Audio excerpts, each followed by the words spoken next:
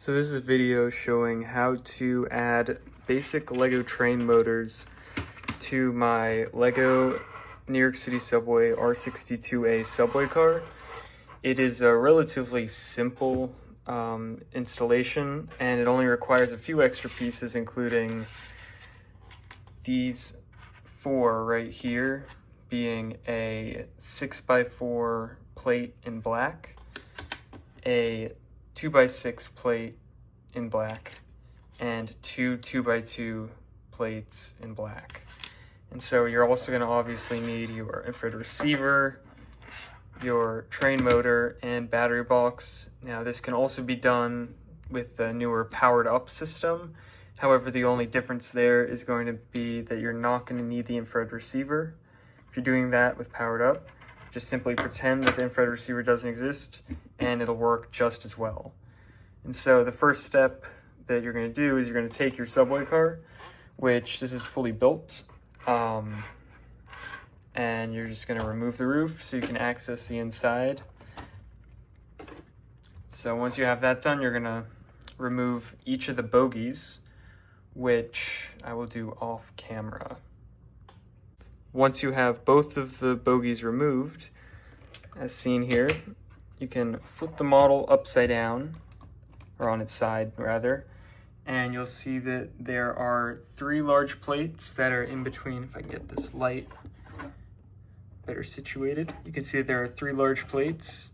This plate right here, which is a 6x8 plate, you're going to remove that, and you're going to replace it with these plates in this order, about like that, which I'll also do this off camera as it requires some modification to the tile, or taking out the majority of these tiles on the inside. So I will be doing that off camera too.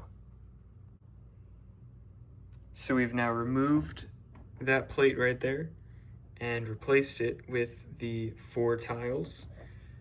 That being that one, that one, that one, and this fourth one right here. And here's what we took out. This is just the part of the floor with a pole on it, and there's not much to that.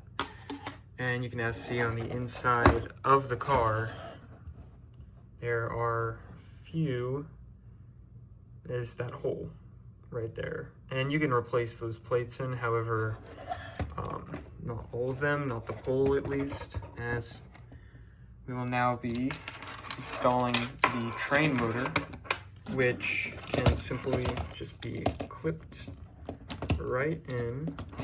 Oh, this is a little more difficult to do with one hand, just like that. And you're gonna feed the wire through this hole that we created. If I can get it through, there we go. And you're just gonna thread it all the way through. I recommend just grabbing it from the other side and pulling it off. And you'll see when we flip it up, right? It'll look like that, with the wire coming out of the top, in which we will now just, like you would with any LEGO power functions, connect all the wires to their respective places, and also remove, there we go, this pole right there. And basically you're just going to use,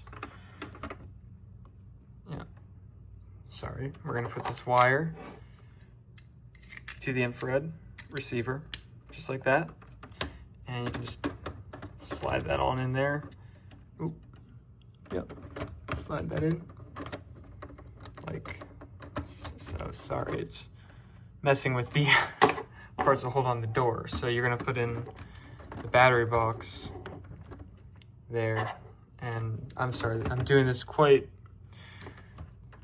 without much thought, but then you're just going to basically just slide all of the electronical parts inside, and I'm sure you can do this much better than I'm doing this right now. This is just for the purposes of this tutorial, but that's about all there is to it. You just place the roof back on, and unfortunately the one downside of motorizing it in this manner is that you can see with the standard LEGO train bogey, compared to, oh, that's, the magnet is connecting to the light.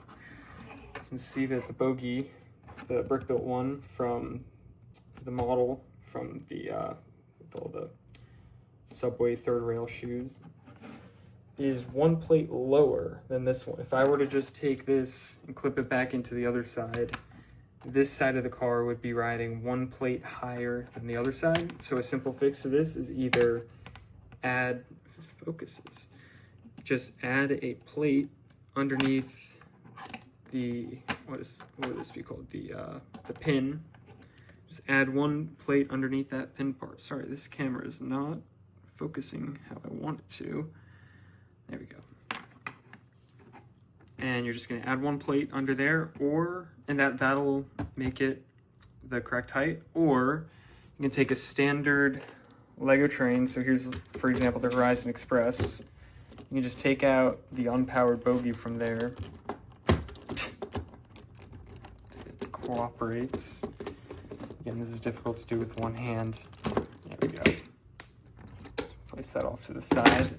And you're gonna wanna make sure that you put the pin plate one back so that the coupler has two studs. And you can just simply clip that to the other side of the car. Sorry if this is taking a bit longer than I would have expected it to. I'm just gonna do that off camera. But yeah, so that's pretty much the relatively simple way of adding a standard Lego train motor and electronics into the R62A subway car. So that's it for the tutorial. I'll leave it with a video of it running. Thank you.